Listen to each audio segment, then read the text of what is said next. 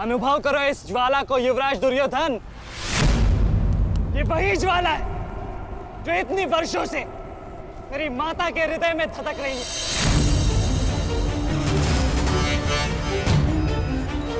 छोटा था मैं बहुत, पर मेरा रोम रोम जल उठता था ये सुनकर कि मेरी माता के साथ क्या हुआ। सोचो, मेरे माता पिता और मेरे काकाओं पर क्या बीती होगी जब उन्होंने वह दृश्य देखा। मेरे माता पर क्या बीती होगी जब सहस्त्रों आंखें उनके वस्त्रहीन होते शरीर पर पड़ रही थी। आज मैं आपको उस अपमान का अनुभव कराऊंगा। आपकी पूरी सेना और महारथियों के समक्ष आपका वस्त्रहरण करूंगा और कोई कुछ नहीं कर पाएगा।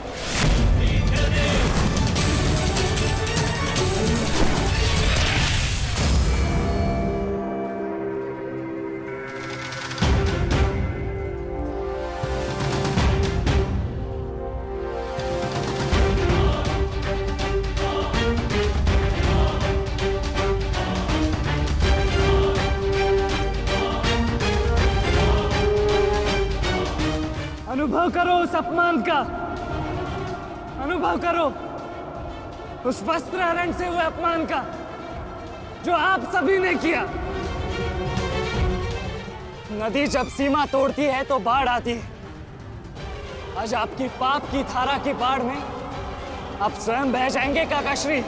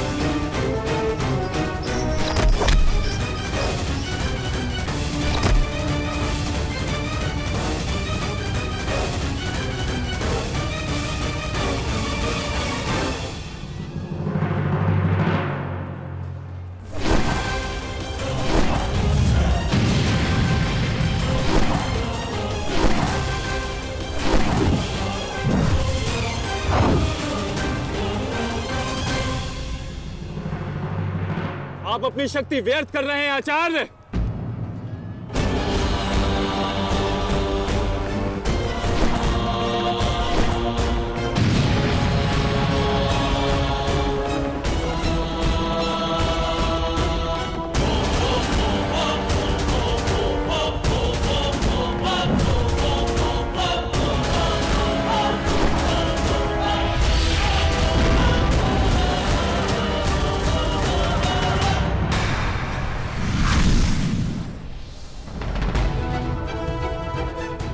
दुर्योधन को मेरी सहायता की आवश्यकता है। चलो सत्यसेन।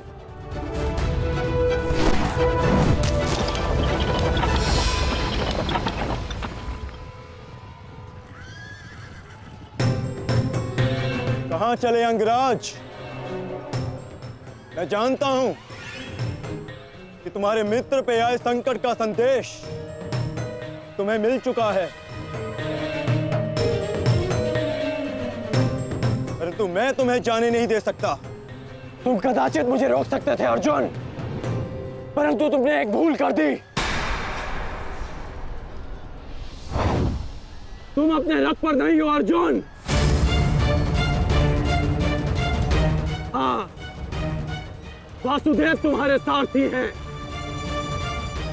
परंतु महाबली हनुमान का आशीर्वाद तुम्हारे रथ पर नहीं।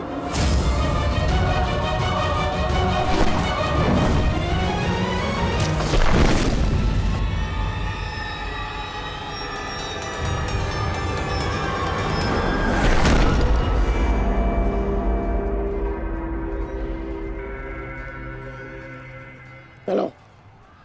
मैं अभी भी पराजित नहीं हुआ हूं कर्ण। तुम इस प्रकार द्रोण छोड़कर नहीं जा सकते।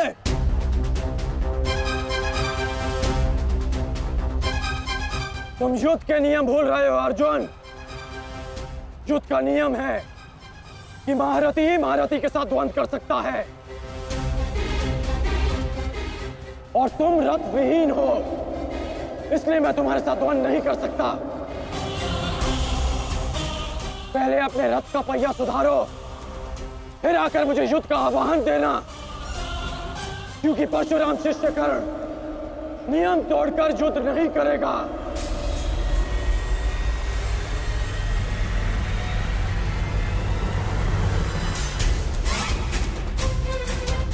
चलो सत्यसेन।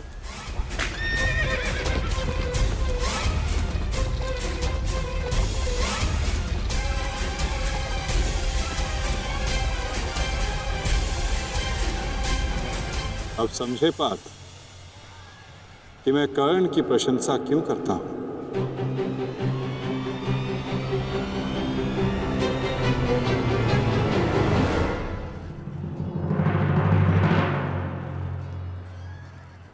मानता हूं कि आपका वध करना काकाश्री की प्रतिज्ञा थी। उनकी प्रतिज्ञा को भंग करने का दंड मैं सह लूंगा,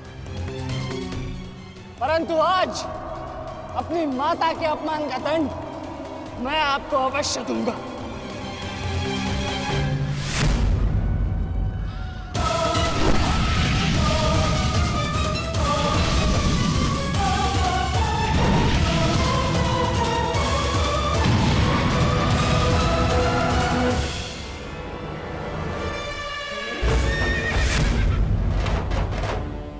किसी की प्रतिज्ञा टूटे, पर मेरी प्रतिज्ञा नहीं टूटेगी अभिमन्यु। और मेरी प्रतिज्ञा है कि जब तक मैं जीवित रहूंगा, मेरे मित्र के प्राण नहीं जाएंगे।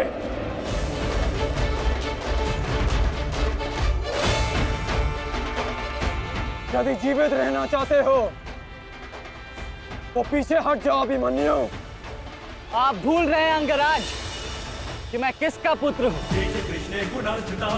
पीछे हटने के बारे में सोच भी नहीं सकता। तो प्रहार सहने के लिए तत्पर रहो।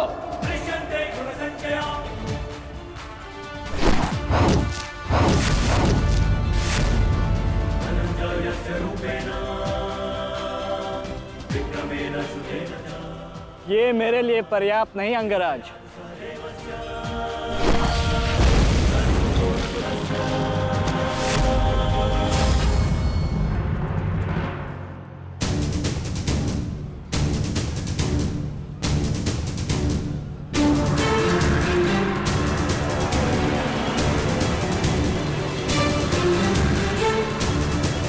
ना मेरे पास बाणों की कमी है और ना प्रहारों की। ये अंतिम अवसर है अभिमन्यु, लौट जाओ।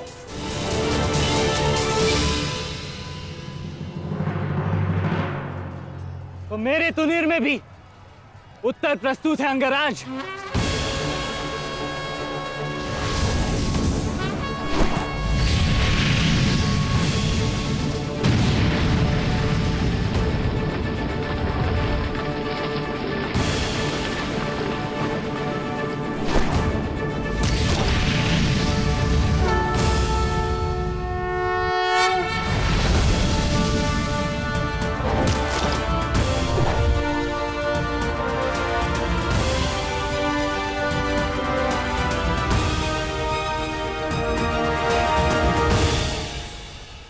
मैं तुम्हारा सामर्थ्य स्वीकारता हूं।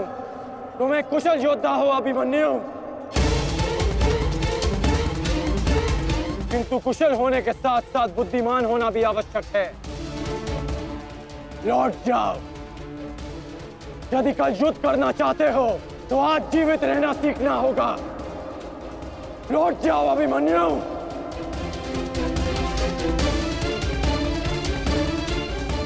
एक योद्धा के लिए आज या कल नहीं होता अंगराज। उसके लिए केवल वो ही पल होता है जिसमें वो मृत्यु के सामने खड़ा होता है। एक वीर योद्धा से सुना था मैं, हे मृत्यु, तैयार यदि तू आने को, प्रसन्न मुखा। द्वार खुला है, तेरा स्वागत। प्रसन्न मुखा।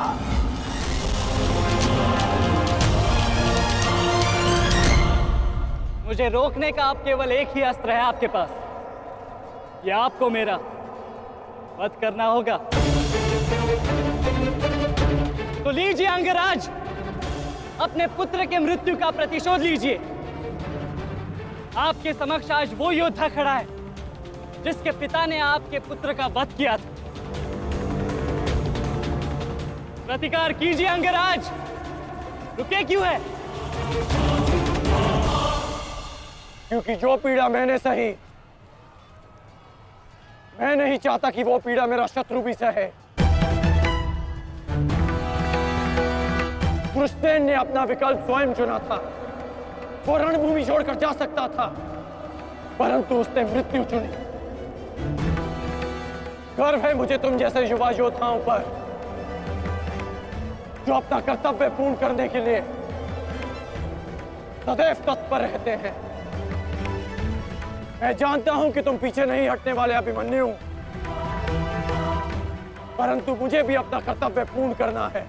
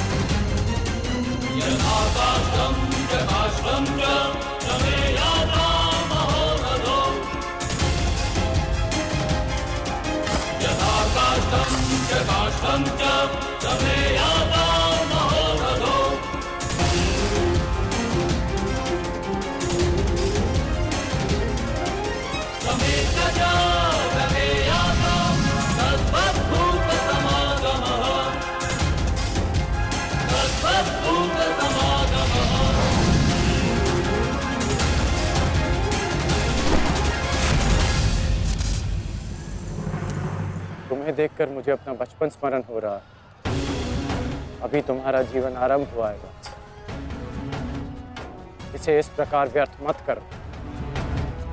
मैं आशा करता हूं कि अगली बार जब हम दोनों मिले तो दो शत्रुओं के भांति नहीं, दो वीरों के भांति एक दूसरे के गले में।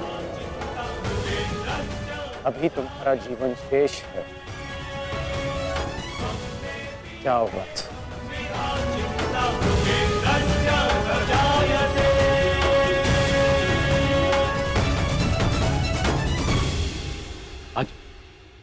आज कौरवों की विजय हुई है गांधारी। पांडवों की एक अक्षुणी सेना को ध्वंस कर दिया है हमने आज। भीम हमारे एक भी पुत्र को क्षति नहीं पहुंचा पाया, एक भी।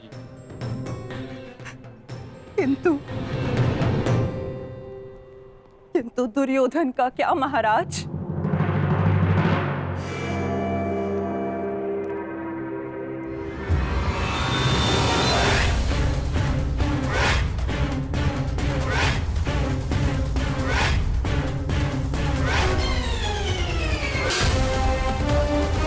मित्र,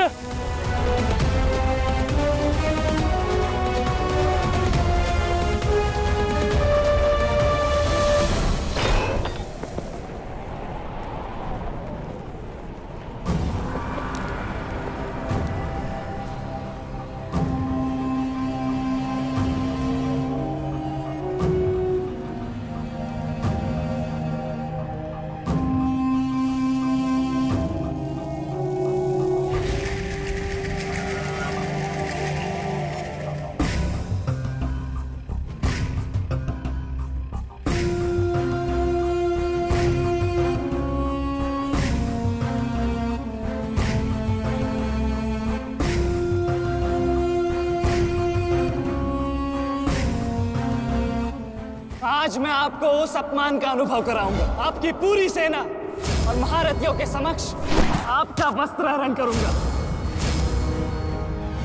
परंतु आज अपनी माता के अपमान का दंड मैं आपको अवश्य दूंगा।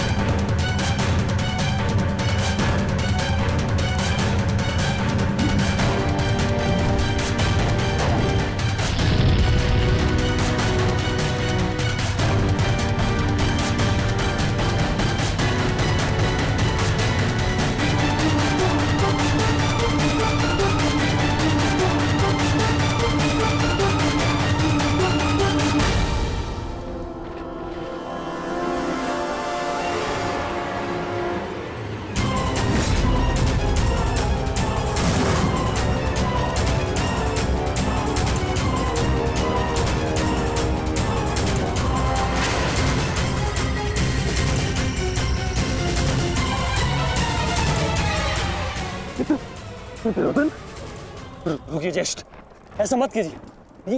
ये क्या कर रहे हैं आप? दुर्योधन, दुर्योधन, ये सब कुछ क्या है? आज के इस युद्ध में हमें विजय मिली है, फिर ये सब कुछ क्यों कर रहे हो तुम? ऐसी विजय जो अपमान की थाली में सजा कर मिले, ऐसी ही विजय से श्रेयस्कर है कि मृत्यु को पालूं। मेरे जीवन में कभी मेरा इतना अपमान नहीं हुआ है। अब इस जीवन का और कोई मूल्य नहीं।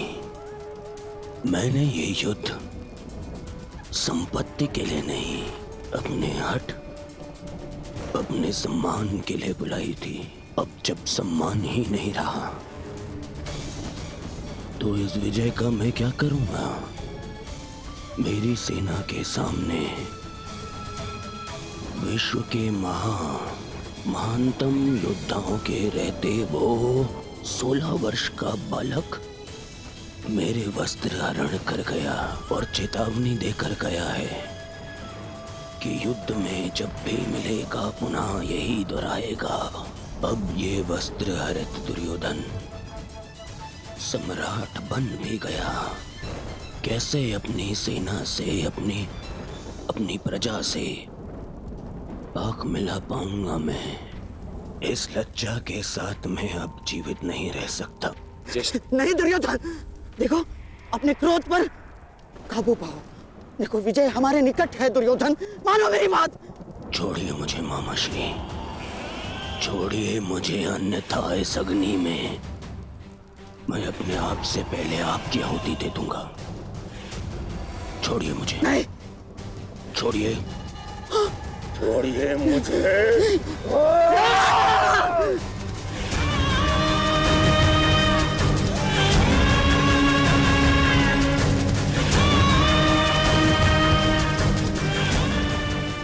नहीं, नहीं दुर्योधन, देख क्या रहे हो मूर्खों?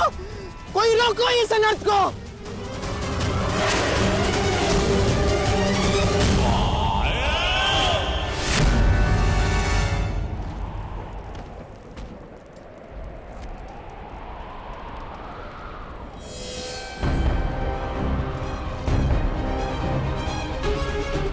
नहीं,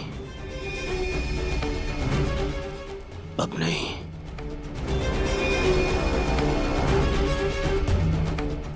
क्रोध में विवेक मत खो बैठा। जो अपना सम्मान खो चुका हो उसके पास खोने को और क्या शेष है? ले लेने देते उस अभिमन्यु को मेरे प्राण, वीर गति तो मिलती। सारी सेना के सामने मेरा वस्त्र हरण कर गया वो बालक, जिन पांडवों का सर कटा हुआ देखना चाहता था, उन्हीं का बालक मेरा सर झुका गया। संसार के सारे योद्धा देखते रह गए और वो बालक मुझे अपने बाणों के चक्र में फंसा गया। मैं ये अपमान सहन नहीं कर सकता। क्या करूंगा जीवित रह गए जब संसार के सामने शीश उठाकर चल भी नहीं सकता मैं।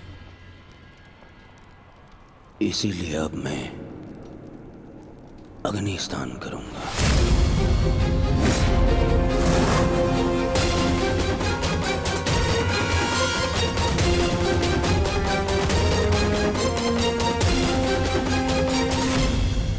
जो अग्नि यहाँ जल रही है उससे कहीं अधिक अग्नि तुम्हारे पिता के हृदय में जल रही है। क्या तुम अपने 5 भाइयों का बलिदान व्यर्थ जाने दोगे? क्या अपने पिता को दिया वचन भुला दोगे तुम?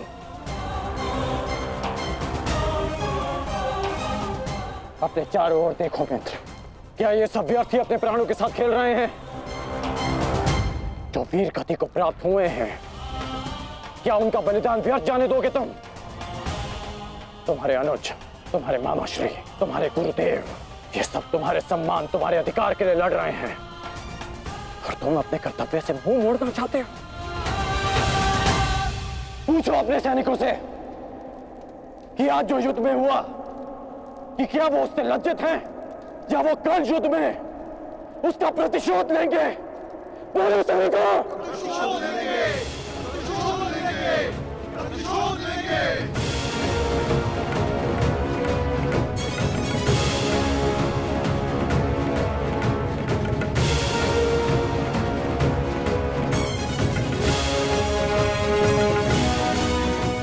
इन सैनिकों का सम्मान मेरे मन में लगी अग्नि को बुझा नहीं सकता मित्र। मैं तुम्हारे लिए सदैव प्रस्तुत हूं मित्र। आदेश दो मुझे, आदेश दो कि क्या चाहिए तुम्हें। तुम्हारी पीड़ा को शांत करने की औषधि क्या है मित्र? बताओ मुझे। मुझे अपने इस अपमान का प्रतिशोध चाहिए। जिसने मेरा मान हरण किया उसके प्राण हरण करने हैं मुझे। मुझे अभिमन्यु चाहिए।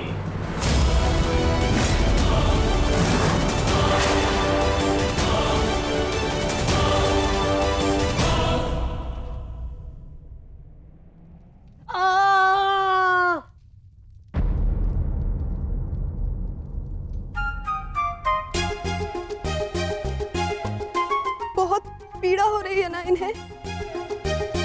पीड़ा? अभी तक मैंने इसके घाव को छुआ भी नहीं है। अभिमन्यु तुम्हें सताने के लिए उपक्रम कर रहा है उत्तरा। बहुत बुरे हैं आप। और तुम बहुत डरपोक। एक योद्धा की पत्नी के मन में इतना भय शोभा नहीं देता उत्तरा। ये घाव हमारे लिए आभूषण होता है।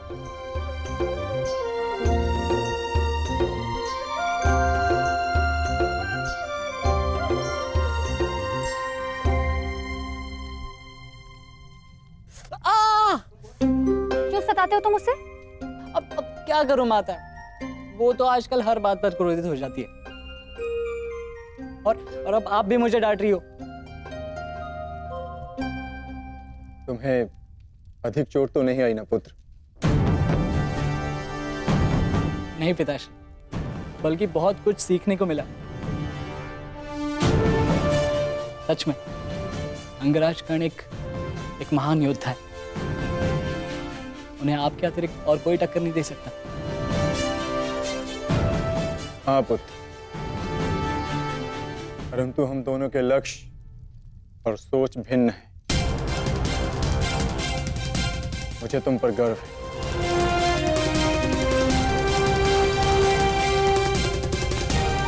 गर्व तो होना ही चाहिए। आज अभिमन्यु ने दुर्योधन को उचित उत्तर दिया।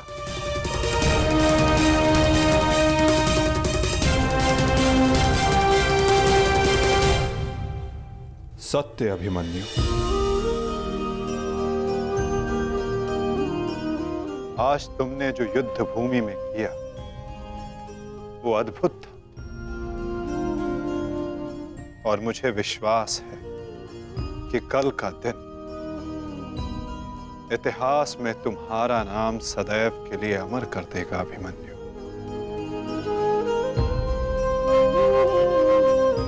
इतिहास से पूर्व मेरे पुत्र ने अपनी छवि मेरे मन में अमर कर दी है। 14 वर्षों के पश्चात आज पहली बार मन को एक शीतलता पहुंची कि मेरे पुत्र ने मेरे साथ हुए अपमान और अत्याचार का भान उस दुर्योधन को करवाया। मेरी आत्मा को जैसे एक वस्त्र का संबल मिल गया। इसके लिए मैं सदैव के लिए अभिमन्यु की ऋणी रहूं। जीवन तो पल पल में है सखी, जिस पल को जी लो वही जीवन होता है। आज तुम प्रसन्न हो, जी लो सखी, आज का दिन जी लो। कल का दिन तो अभिमन्यु के जीवन का अंतिम दिन होना चाहिए, और स्मरण रहे सरल मृत्यु नहीं देनी है उसे। मृत्यु आने की पीड़ा का आभास कराना है, और जब तक वो भूमि पर रेंगता हुआ दया की भीख ना मांगे, मृत्यु नहीं आनी चाहिए उसे।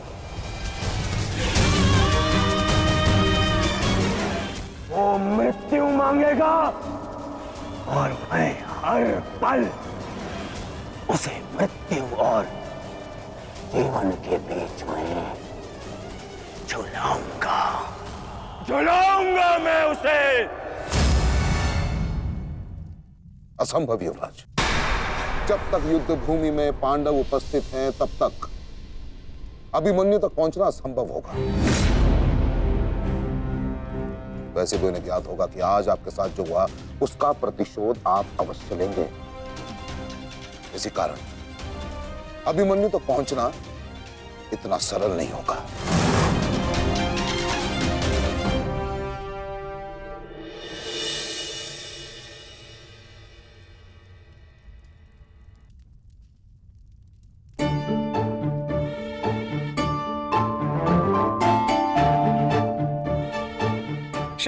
क्षमा कर दो, भूल हो गई बस।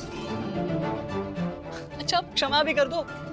जिसने युवराज दुर्योधन का मस्तक झुका दिया वो आज तुम्हारे समक्ष सर झुकाए मना रहा है तुम्हें। देखो, किसी ने मुझे इस प्रकार सर झुकाए देख लिया ना तो मेरा बहुत उपहास उड़ाया जाएगा। पहले वचन दीजिए कि भविष्य में आप इस तरह मेरा उपहास नहीं बनाएंगे। आपको अनुमान भी है मैं कितनी भयभीत हो गई थी। अब इसमें भयभीत क्या होना उत्तरा? आप नहीं समझेंगे, मुझे आपसे बात ही नहीं करनी। तो ठीक है, मत बात करना, परंतु कल यदि लौटा नहीं ना तो पछताना नहीं कि दोबारा ऐसे मत बोलना आर्य। भाई खो चुकी हूँ, पति नहीं खो सकती। क्षत्रिय हूँ, अपने अधिकार लेना जानती हूँ। आपको लौटना होगा, क्योंकि इस बार केवल मैं नहीं, आपकी होने वाली संतान भी आपकी प्रतीक्षा करेगी।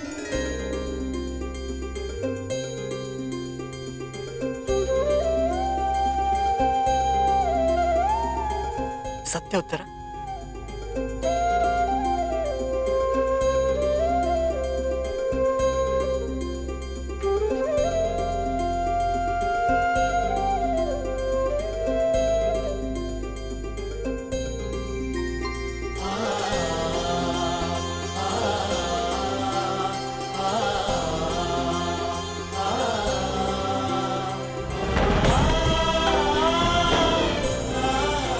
मैं तुम्हें वचन देता हूं उत्तरा, तुम और हमारी संतान सदा मुझ पर गर्वित रहेंगे।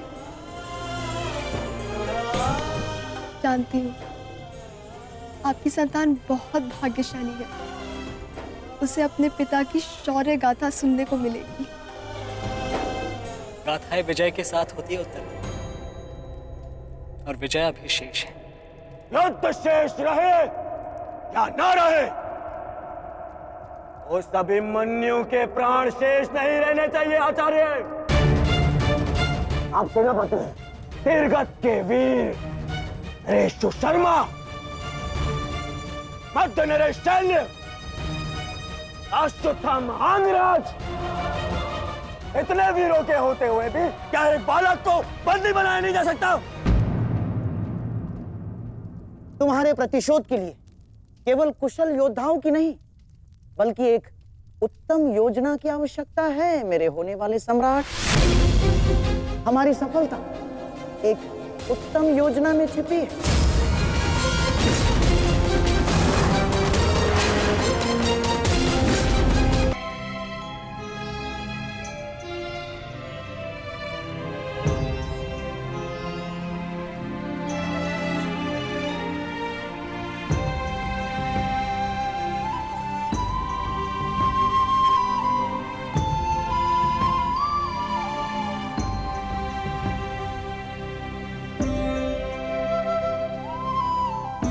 ऐसा क्या है जो आप चाहकर भी मुझसे नहीं कह पा रहे हैं सखा?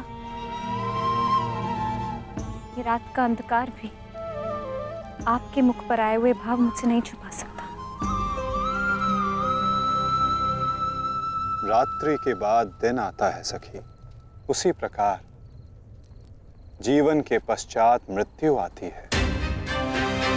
सुख के बाद दुख आता है, और यही सृष्टि का नियम है। हमें अपने जीवन में सबके लिए तत्पर रहना चाहिए सखी।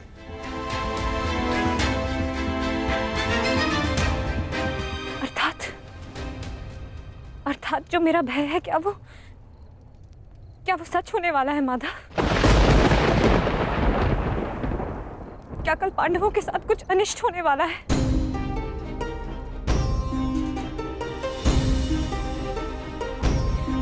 आप तो सब जानते हैं ना सखा। बताइए मुझे, बताइए मुझे।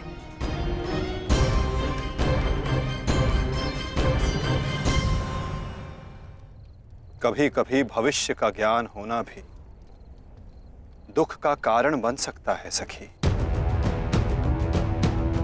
यदि समय के अनुसार मनुष्य को सत्य का ज्ञान हो तो वो स्वयं को संभाल सकता है।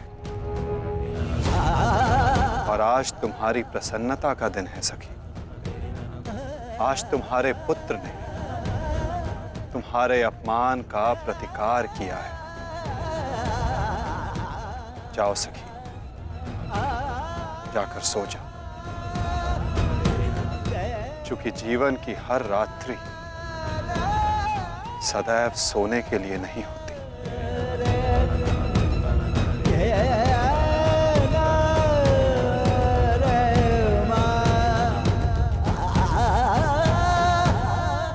मैं तब तक सो नहीं पाऊंगा जब तक मेरा प्रतिशोध पूर्ण ना हो जाए आचार्य। प्रतिशोध की आग में कोई और भी जल रहा है। युवराज दुर्योधन,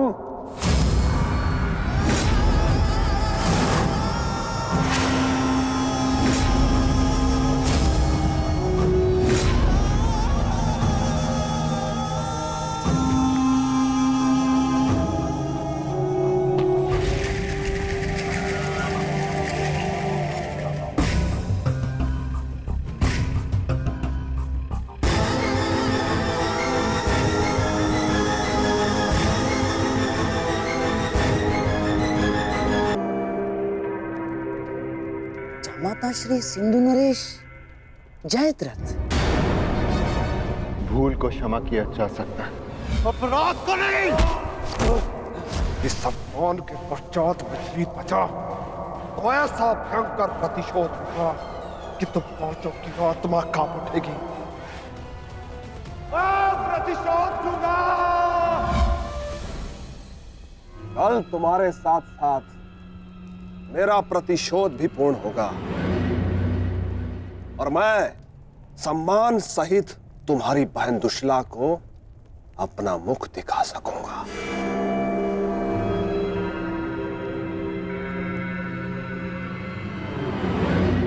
इतने समय आप कहाँ थे सिंधु नरेश?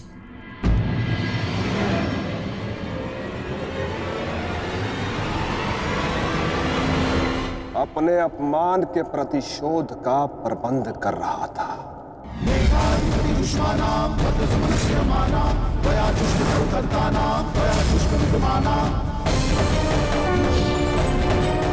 पुत्र जयद्रथ,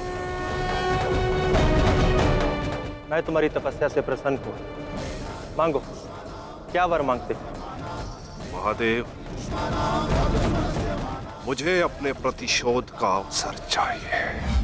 शपथ ली है मैंने, जब तक पांडवों के अपमान का प्रतिशोध नहीं लूंगा तब तक मुकुट धारण नहीं करूंगा। और वो दिन कल आएगा, कल आएगा वो दिन जब मैं पांडवों को ऐसी पीड़ा दूंगा कि वो जीवन भर नहीं भुला सकेंगे। महादेव का आशीर्वाद है मेरे साथ और मैं तुम्हारे साथ युवराज। तुम्हारी योजना और मेरा प्रतिशोध दोनों कल सफल होंगे।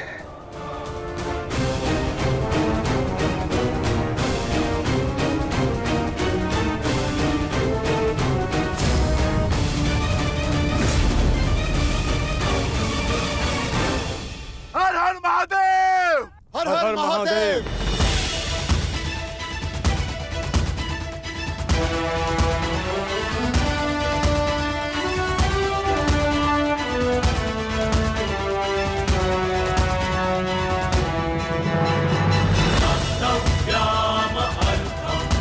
सर्वोत्तम बनो पुत्र। संसार के सभी योद्धाओं में तुम्हें सबसे अधिक कीर्ति प्राप्त हो।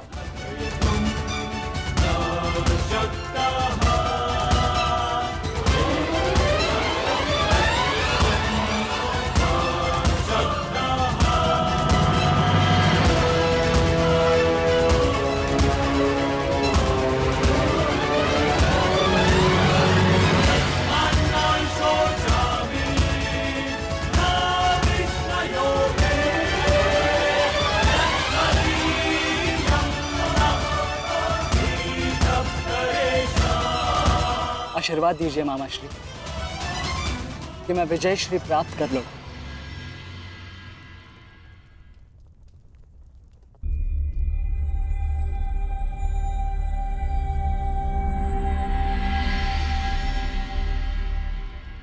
विजय तो कायरों को भी प्राप्त होती है पुत्र,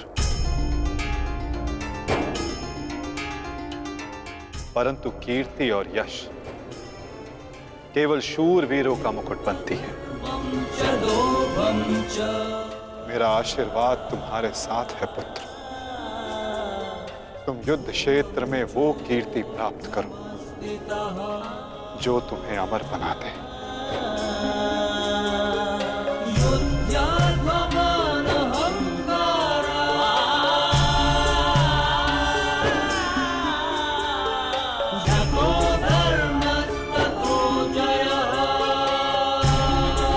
कर लौटू। मेरा आशीर्वाद तुम्हारे साथ है पुत्र। तुम युद्ध क्षेत्र में वो कीर्ति प्राप्त करो जो तुम्हें अमर बना दे।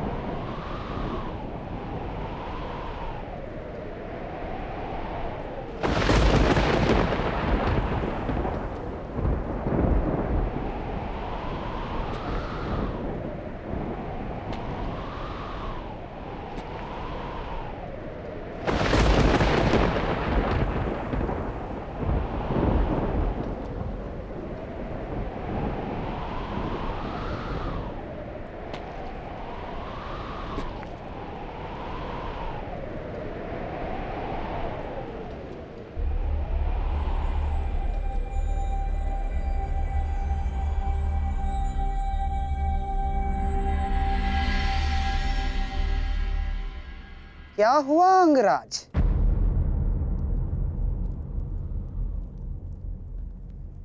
सूर्यदेव से आप ये प्रार्थना तो नहीं कर रहे हैं कि वो उदित ही ना हो?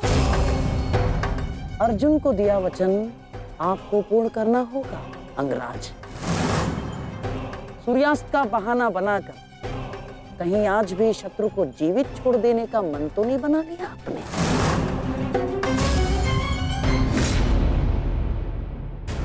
कभी कभी मौन रहने से प्राण बच जाते हैं। अब एक और शब्द अपने मुख से निकाला तो युद्ध आरंभ होने से पूर्व ही शत्रु से पहले मैं अपने पक्ष के किसी योद्धा का वध कर दूंगा। अंगराज, अंगराज आप क्रोधित क्यों हो रहे हैं? मेरे कहने का तात्पर्य केवल ये है कि आपके पुत्र वृषसेन की मृत्यु तो स्मरण है ना आपको? वृषसेन के हत्यारे अर्जुन का पुत्र ही आज आपका लक्ष्य होना चाहिए। बस मैं यही कहना चाह रहा था। कर्ण को स्मरण है मामा श्री।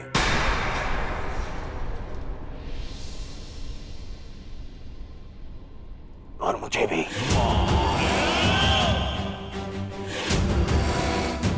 आज हम वृषसेन की मृत्यु और मेरे अपमान का प्रतिकार दोनों लेंगे। मैं केवल इतना जानना चाहता हूं कि इस प्रतिकार से पूर्व उस कौटे अर्जुन को मार्ग से हटाने का क्या प्रबंध करना चाहिए? उसका प्रबंध मैं कर चुका हूं मेरे होने वाले सम्राट।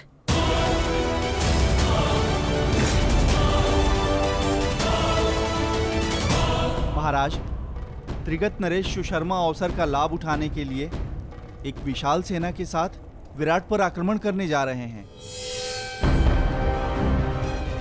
विराट नगर को सहायता की आवश्यकता है। शीघ्र कुछ कीजिए। मुझे शीघ्र ही विराट प्रस्थान करना होगा। किंतु महाराज, इतने कम समय में आपका विराट पहुंचना असंभव है। केवल वासुदेव में ही वो क्षमता है जो वायु गति से रथ चलाकर अर्जुन के साथ वहां पहुंचे। हमें आपकी सेना की आवश्यकता है और अर्जुन अकेला ही उन सब के लिए पर्याप्त है। किंतु अर्जुन की अधिक आवश्यकता यह रणभूमि में। परंतु महाराज, आप वहां बहुत से परिवार, स्त्री और बालक संकट में। एक समय था जब विराट राज ने हमें अज्ञातवास में शरण दी थी। आज वो समय आ गया है कि हम उसका ऋण चुका सकें।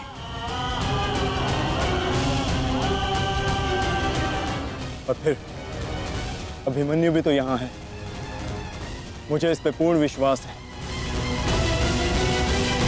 और मैं आपको विश्वास दिलाता हूँ पिताश्री कि युद्ध भूमि में आपकी कमी शत्रु को अनुभव नहीं होगी। जब आप सुशर्मा का नाश करेंगे तो आपके पुत्र की शौर्य की कीर्ति आपका स्वागत करेगी। चलिए माता, विराट की ओर प्रस्थान करें। जैसी रथी की इच्छा और जैसी महारथी की आकांक्षा।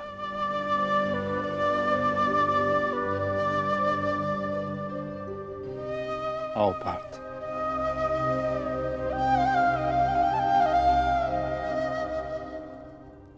बधाई हो मेरे होने वाले सम्राट। अर्जुन रणभूमि छोड़कर विराट के लिए प्रस्थान कर चुका है।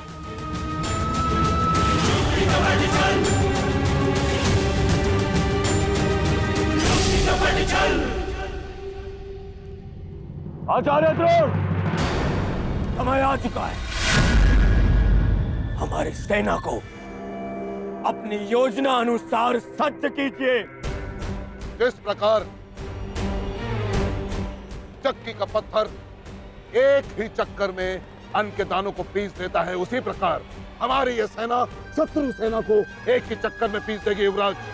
और अपनी सेना के नाश को रोकने के लिए आएगा वो वो महावीर अभिमन्यु, और वहां हम उसके प्राण फाड़ लेंगे, जिसने मुझे अपने बाणों के चक्र में फंसाया था। आज वो फंसकर मरेगा हमारे चक्रव्यूह में। युद्ध का 13वां दिन।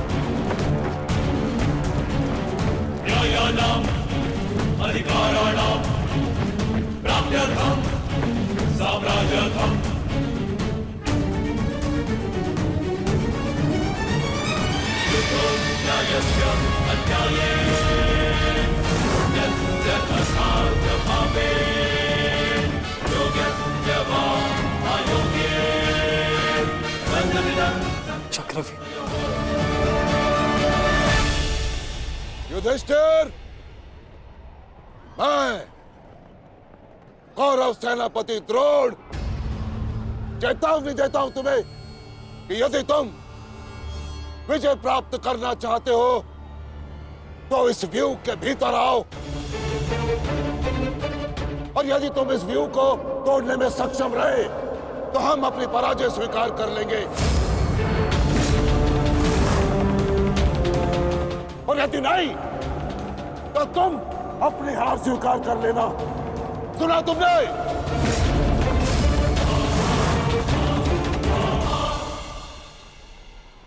आचार्य द्रोण, हम अवश्य ही इस चक्रव्यूह को ध्वंस कर देंगे।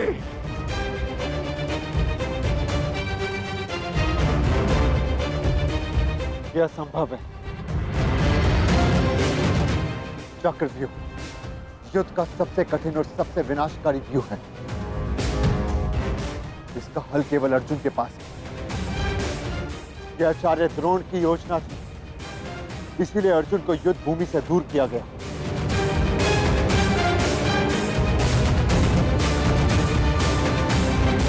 कोई तो मार्ग होगा। मार्ग है।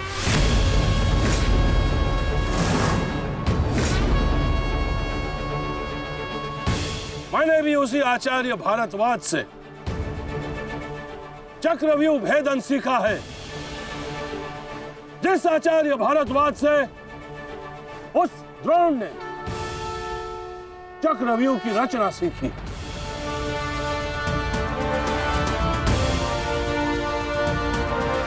इस चक्रव्यूह का भेदन मैं करूंगा।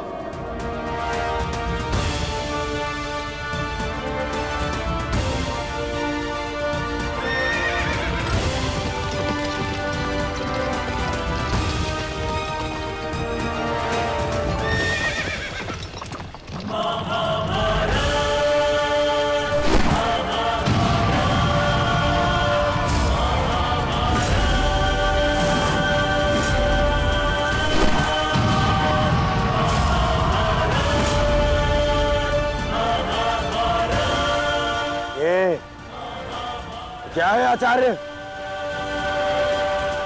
पांचाल नरेश द्रुपद तो इस व्यूह को तिनके की तरह तोड़ते हुए आगे बढ़ रहे हैं। भूल गया मेघराज कि मैंने और इसी द्रुपद ने मेरे पिताश्री के आश्रम में इस चक्रव्यूह का अभ्यास किया था। हाँ तो अपने मित्र को रोकने के लिए कोई अस्त्र, कोई शस्त्र है आपके पास? अब तो केवल एक ही अस्त्र है और एक ही शस्त्र दुर्योधन। जयद्रथ!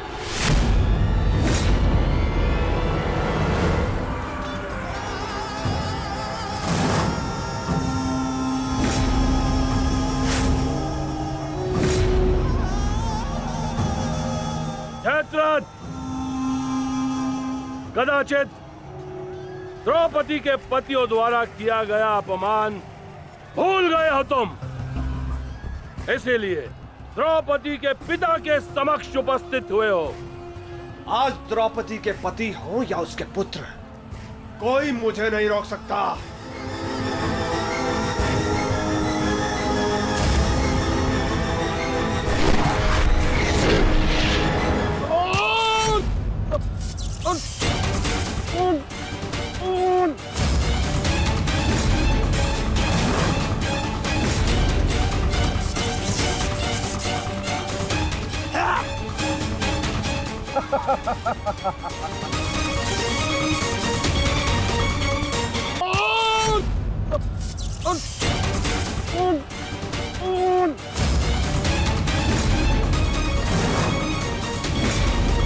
आगे बढ़ो पांडवों, अन्यथा अपनी सेना का विनाश देखो।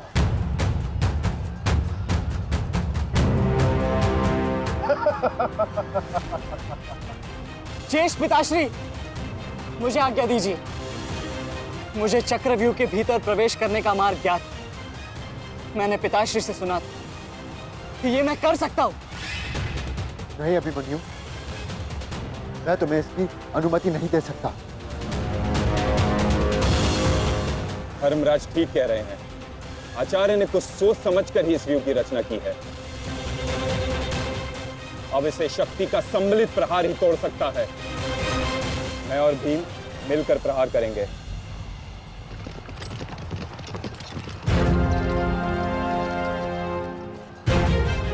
देखिए ने मामा श्री, धृष्टद्युम्न और भीम स्वयं आक्रमण कर रहे हैं।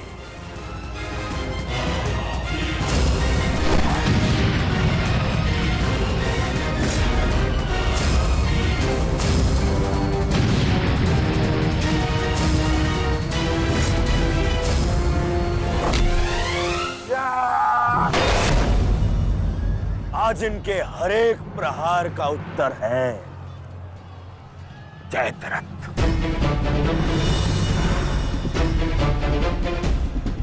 चक्रव्यूह में प्रवेश करने से पूर्व मुझसे नहीं मिलोगे मित्र?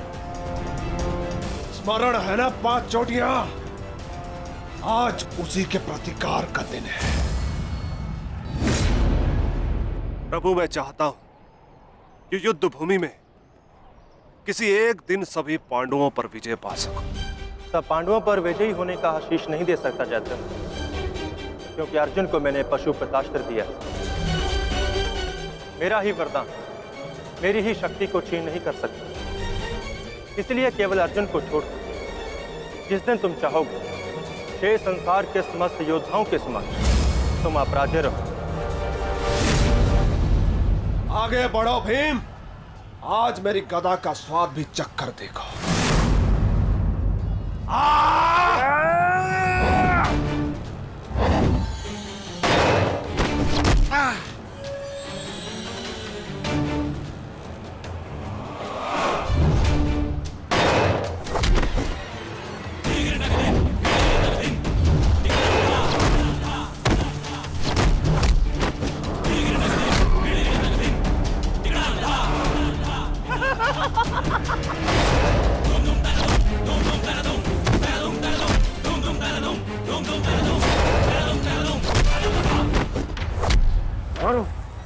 मारो से।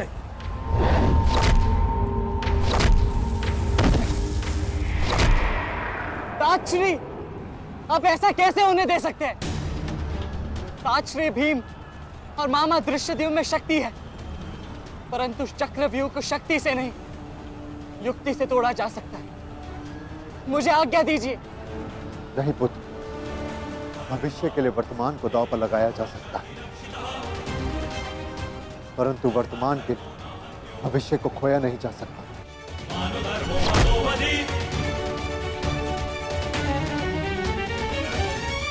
ताजश्री भीम और मामा धृष्टद्युम्न में शक्ति है, परंतु चक्रव्यूह को शक्ति से नहीं, युक्ति से तोड़ा जा सकता है। मुझे आज्ञा दीजिए। नहीं पुत्र, भविष्य के लिए वर्तमान को दांव पर लगाया जा सकता है, परंतु वर्तमान के लिए भविष्य को खोया नहीं जा सकता। एक दांव लगाने के दोष के कारण मैं आज इस महायुद्ध में खड़ा हूं। मैं दूसरा दांव नहीं लगा सकता अभिमन्यु। परंतु आज यदि चक्रव्यूह को तोड़ा ना गया तो हम ना केवल हार जाएंगे बल्कि मेरे पिताश्री का सर भी झुक जाएगा। आपने वो दांव लगाकर सर झुकाया था और मैं ये दांव खेलूंगा अपने पिताश्री का सर ऊंचा रखने के लिए। मैंने उन्हें वचन दिया था कि युद्ध भूमि में शत्रु को उनकी कमी अनुभव नहीं होगी और मुझे शत्रुओं को वीर अर्जुन के रक्त का तेज दिखाना है। इसीलिए आज्ञा दीजिए ताजी, और फिर मैं अकेला कहाँ हूं? चक्रव्यूह में मेरे प्रवेश करते ही आप भी मेरे पीछे पीछे अंदर आ जाइए। मैं मार्ग बनाऊंगा और आप चक्रव्यूह को ध्वंस कीजिएगा। सोचिए मत, समय नहीं है ताजरी। आशीर्वाद दीजिए।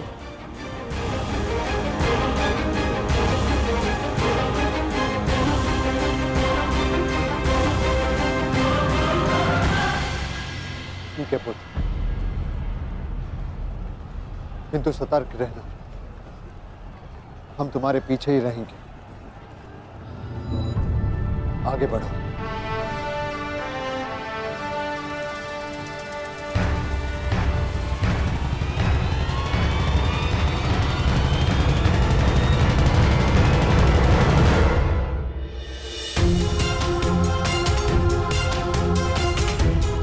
जाओ सही, जाकर सो जाओ, क्योंकि जीवन की हर रात्रि सदैव सोने के लिए नहीं होती।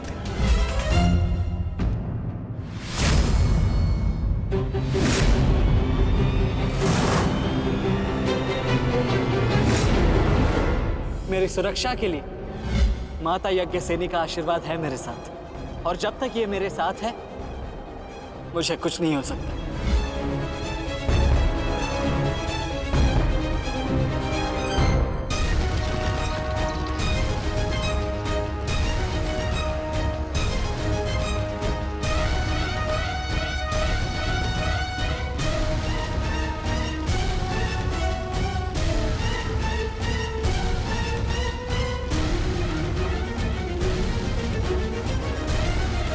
क्या हुआ माता?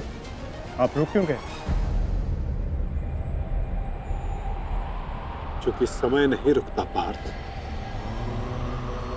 परंतु मानव को 2 पल रुकने का अधिकार है।